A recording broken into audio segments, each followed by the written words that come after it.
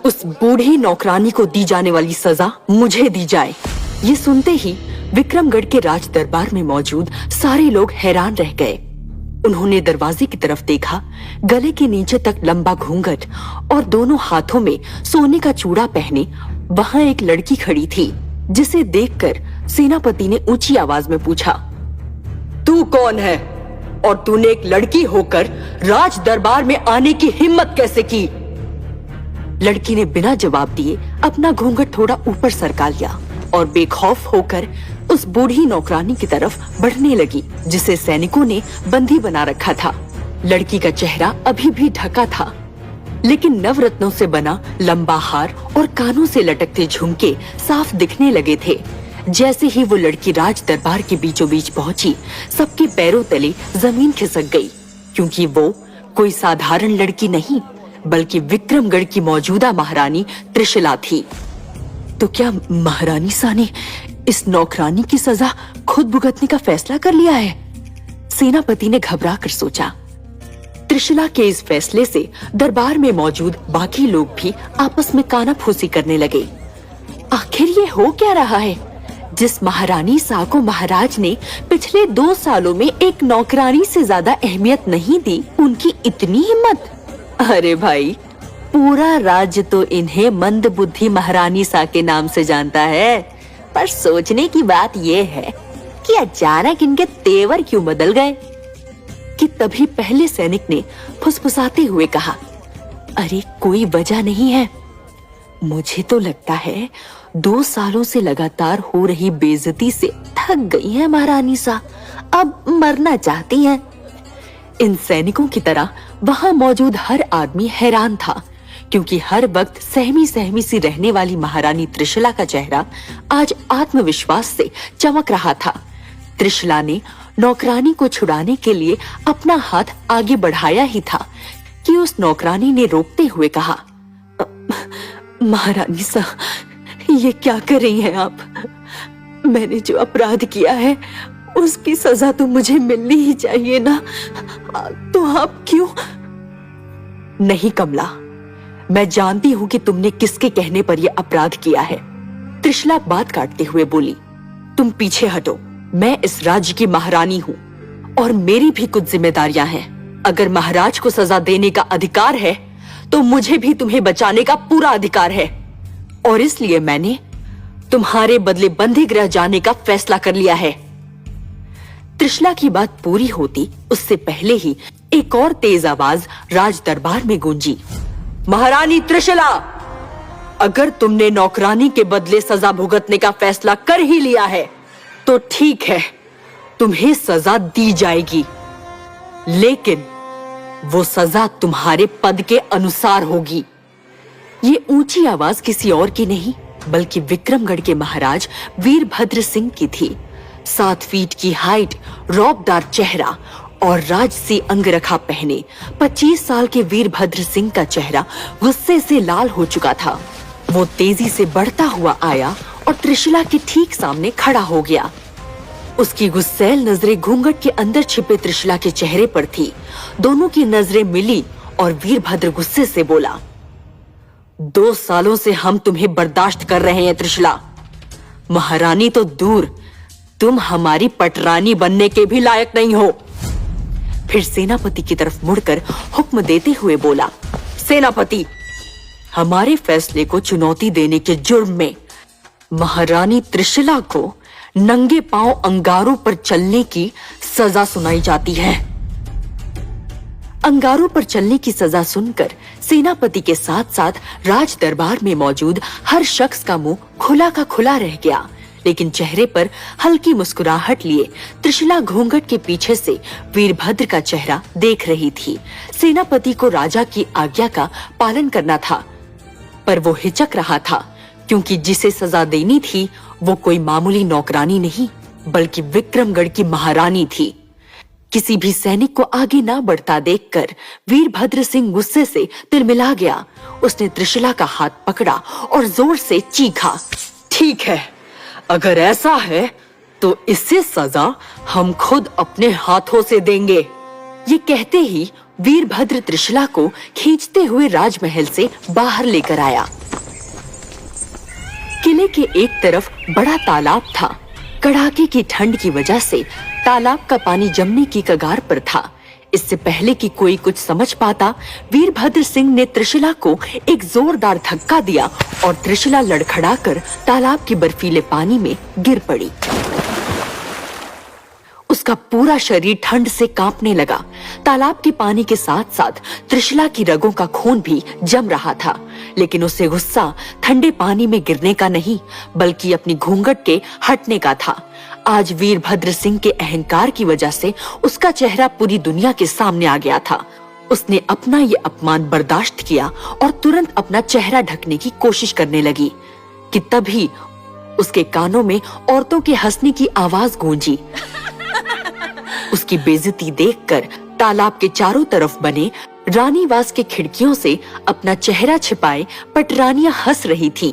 अचानक त्रिशला के चेहरे पर एक कुटिल मुस्कान आ गई और उसने अपने चेहरे से घूंघट हटा दिया, जिसे देखकर वीरभद्र सिंह का गुस्सा और भड़क उठा।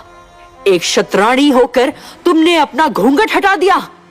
हमारे सामने हमारा ऐसा अपमान?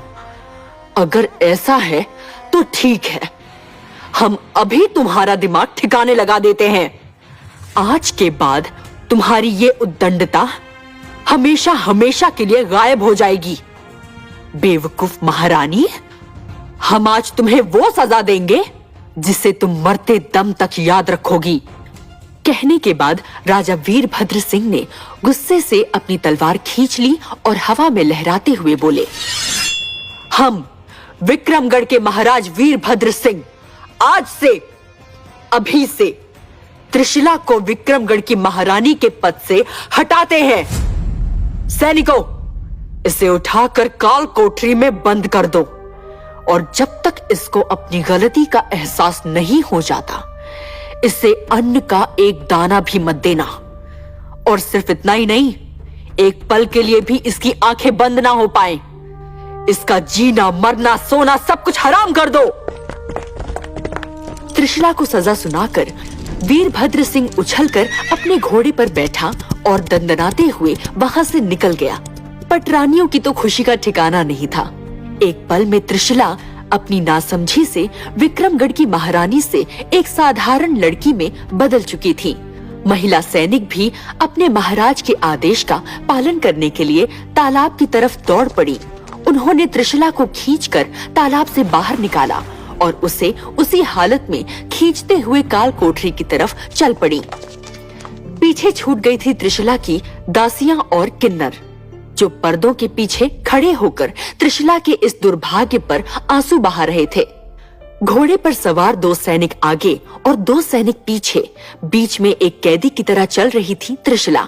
आधे घंटे तक पैदल चलने के बाद थकी हारी त्रिशला सैनिकों के साथ काल कोठरी के बाहर पहुंची कि तभी घोड़े से उतरकर एक महिला सैनिक ने हिचकिचाते हुए कहा, त्रिशला, आपको राजसी आभूषण उतारने होंगे। कदम कदम पर हो रही बेइज्जती से त्रिशला को बुरा तो जरूर लग रहा था, लेकिन फिलहाल उसके पास कोई और दूसरा चारा नहीं था।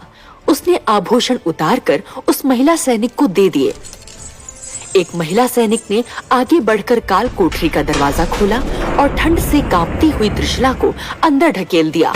दरवाजा बंद करने के बाद उसने एक किन्नर को दरवाजे पर तैनात करते हुए कहा, ध्यान रहे सरोज, ये सोने ना पाए, राजा का आदेश है। ऐसा कहकर सैनिक वहां से चले गए। थोड़ी देर तक उस काल कोठरी के कोने में दुबकी त्रिशला ठंड से ठिठुरती रही। थकान की वजह से उसकी आंखें बार बार झपक रही थीं कि तभी उस काल कोठरी का दरवाजा खुला और पलक झपकते ही सरोज नाम के उस किन्नर ने पानी से भरी बाल्टी उसके ऊपर उड़ेल दी और आंखें मटकाते हुए बोला, आहा, बड़ी आई सोने वाली। सुना नहीं तूने कि महाराज ने क्या कहा है? मैं तुम्हें सोने नहीं दूंगी, वरना वो मेरी गर्दन उड़ा देंगे। कहने के बाद वो किन्नर मटकते हुए काल कोठरी के बाहर चला गया। त्रिशला का शरीर तेज बुखार से तप रहा था। इससे पहले कि वो खुद को संभाल पाती, वो बेहोश होकर उसी काल कोठरी में गिर गई। त्रिशला सारी रात बेहोश रही। सुबह एक बार फिर ठंडे पानी की बौछार पड़ी और वो हड़बड़ाकर उठ बैठी। सामने सरोज बाल्टी लेकर खड़ा था। अरे ओ बेशरम, बड़ा सोने का शौक चढ़ा है। अरे उठकर बैठो, नहीं तो इस बार अंगारे फेंक दूंगी तुम्हारे बदन पर। हाँ। इससे पहले कि सरोज की बात खत्म हो पाती, त्रिशला ने उसे एक ठोकर मारी और सरोज जमीन पर गिर पड़ा। अगले ही पल त्रिशला उसके सीने पर बैठ गई और पलक झपकते ही एक टुकड़ा उसके मुंह में डालकर एक मुक्का उसके सीने पर मार दिया। सरोज की आंखें फट पड़ी क्योंकि वो छोटा सा टुकड़ा उसके हलक से होते हुए उसके अंदर समा चुका था। वो खांसते हुए गुस्साया। आय हाय करमजली, ये क्या कर दिया तूने? क्या डाल दिया मेरे मुंह में? हाय दैया, गला जल रहा है मेरा। उई माँ। त्रिशला ने झपट कर सरोज का गिरबान पकड़ा और गरज कर बोली, बहुत बोल चुके तुम, अब मेरी बात सुनो। मैंने तुम्हारे अंदर जहर डाल दिया है। ये जहर धीरे धीरे तुम्हारे शरीर को खोखला कर देगा और 1 हफ्ते के अंदर तुम्हारी मौत हो जाएगी। मौत की बात सुनते ही सरोज बौखला गया। वो घबरा कर उठा और अपना गला दबाए वो बाहर की तरफ भागने ही जा रहा था कि तभी त्रिशला ने ऊंची आवाज में कहा, कहां जा रहे हो? ये कोई मामूली जहर नहीं है। इसकी काट मेरे अलावा देश के किसी भी वैद्य हकीम के पास नहीं है। अगर जिंदा रहना चाहते हो तो मेरी बात माननी पड़ेगी। सरोज आकर त्रिशला के पैरों में गिर पड़ा और गिड़गिड़ा कर बोला, मुझे माफ कर दीजिए महारानी साहब, मेरी जान बचा लीजिए। हाँ, मैंने अनजाने में आपको बहुत कुछ भला बुरा कह दिया है, मुझे माफ कर दीजिए। त्रिशला ने उसकी तरफ देखकर कड़े स्वर में कहा, ठीक है, जाकर राजवैद्य का बक्सा ले आओ, लेकिन एक बात याद रखना, जब तक तुम्हारी वफादारी रहेगी मैं तुम्हारे शरीर से जहर निकालती रहूंगी। अगर किसी तरह की होशियारी की या भागने की कोशिश की तो फिर मैं तुम्हारी जान नहीं बचा पाऊंगी। मरता क्या ना करता। सरोज अपनी जान को हथेली पर रखकर भागा और देखते ही देखते आंखों से ओझल हो गया। सरोज नहीं जानता था कि जिसे पूरा विक्रमगढ़ मंदबुद्धि महारानी समझता था, उसकी सच्चाई कुछ और थी। उसने सरोज की वफादारी खरीदने के लिए उसके मुंह में जहर नहीं बल्कि पत्थर का एक मामूली टुकड़ा डाला था। सरोज के जाते ही त्रिशला फौरन उठी और उस काल कोठरी में कुछ तलाशने लगी। उसने जमीन टटोलते हुए खुद से कहा, गुप्तचर से मिली जानकारी के हिसाब से वो पोटली यहीं कहीं होनी चाहिए। मुझे सरोज के लौटने से पहले उस पोटली को हासिल करना होगा। क्या था उस पोटली में जिसे पाने के लिए त्रिशला ने इतनी बड़ी कुर्बानी दी, और क्यों चाहिए थी वो पोटली? खैर, जल्द ही जमीन के अंदर छिपाई हुई वो रहस्यमयी पोटली त्रिशला के हाथ लग गई। लेकिन इससे पहले कि त्रिशला उस छोटी सी पोटली को खोलकर देखती, किसी के कदमों की आहट सुनकर उसने पोटली को तुरंत अपने कपड़ों में छिपा लिया। दरवाजा खुला और सरोज अंदर दाखिल हुआ। मौत के खौफ से उसका चेहरा सफेद पड़ गया था। उसने एक बड़ा सा बक्सा त्रिशला के हवाले किया और गिड़गिड़ाते हुए बोला, महारानी साहब, जल्दी से इलाज कीजिए, गला सूख रहा है मेरा। ऐसा लग रहा है कि बस अब जान निकल ही जाएगी। मन ही मन मुस्कुराते हुए त्रिशला ने बक्सा खोला और 4-5 अलग अलग दवाइयां सरोज को पिला दी। लेकिन सरोज दवाई खाने के बाद भी उसे सवालिया नजरों से देख रहा था। त्रिशला ने उसके कंधे पर हाथ रखकर समझाते हुए कहा, अब जाओ और आइंदा मुझे तंग मत करना, लेकिन हमेशा याद रखना, इस दवाई की कीमत तुम्हारी वफादारी है। सरोज के बाहर जाते ही त्रिशला ने बक्से से कुछ दूसरी दवाइयां निकाली और निकल गई। ठंड और बुखार से कमजोर पड़ गए उसके शरीर को थोड़ी राहत मिली। लेकिन अगले ही पल उसके दिमाग में एक साथ कई ख्याल उमड़ने लगे। उसने बक्से को एक किनारे रखते हुए खुद से कहा, वीरभद्र सिंह, पिछले 2 सालों में जो भी हैवानियत तुमने मेरे साथ की है, वो सब मैं सिर्फ इसलिए बर्दाश्त करती रही क्योंकि मुझे मेरा मकसद पूरा करना था। मुझे इस राज्य से अपने अपमान का बदला लेना है और अब उसका सही समय आ चुका है। ये कहते कहते त्रिशला का चेहरा कठोर हो गया। उसने अपने कपड़े से उस रहस्यमयी पोटली को बाहर निकाला और उसे खोलकर देखने लगी। उसे जिस चीज की तलाश थी वो उस पोटली में बंद थी। अब मैं लिखूंगी विक्रमगढ़ का नया इतिहास। ये कहने के बाद त्रिशला ने उस पोटली को वापस अपने कपड़े में रखा ही था कि तभी दरवाजे पर दस्तक हुई। सरोज खाने की प्लेट छिपाए उस काल कोठरी के अंदर आ चुका था। उसने त्रिशला के सामने प्लेट रखते हुए कहा, महारानी सा, मेरी माँ ने तो आपको महाराज से माफी मांग लेनी चाहिए। आप कब तक इस सन्नाटे में अकेली पड़ी रहेंगे? त्रिशला ने हंसकर जवाब दिया, तुम्हें क्या लगता है सरोज, मैं यहाँ तुम्हारे महाराज की मर्जी से कह दूं? नहीं, ये सारा खेल मैंने इस कमरे तक पहुंचने के लिए रचा था। सरोज पूरी तरह हैरान था। त्रिशला के चेहरे का तेज उसे बड़ा डरावना लग रहा था कि तभी बाहर से कुछ फूटने की आवाज आई। त्रिशला तुरंत छोटे से झरोखे के पास जाकर खड़ी हो गई। अंधेरी रात में राजमहल को लाखों दियों से सजाया गया था। अचानक उसे अपनी और वीरभद्र की शादी का वो दिन याद आ गया जब किले को ठीक ऐसे ही सजाया गया था। त्रिशला अपने ख्यालों में खोई हुई थी कि अचानक तेज आवाज के साथ एक रोशनी पूरे आसमान में जाकर बिखर गई। त्रिशला कुछ समझ पाती इससे पहले ही कुछ और रंग बिरंगे पटाखे आसमान के सीने पर फट पड़े। आसमान की तरफ निहारती त्रिशला ने ऊंची आवाज में पूछा, दीपावली तो अभी महीनों दूर है, फिर ये आतिशबाजी? सरोज ने हिचकिचाते हुए कहा, वो आज महाराज की पसंदीदा पटरानी कामिनी का जन्मदिन है, तो महाराज उनका जन्मोत्सव बड़े धूमधाम से मना रहे हैं। कामिनी का नाम सुनकर त्रिशला के चेहरे पर कड़वाहट आ चुकी थी। उसने दांत पीसते हुए कहा, अब इन पटाखों से आग बरसने का समय आ गया है। त्रिशला ने कुछ निर्णय लिया और पलक झपकते ही काल कोठरी के दरवाजे की तरफ भागी। उसके पीछे भागते हुए सरोज ने कहा, कहाँ जा रही है महारानी सा?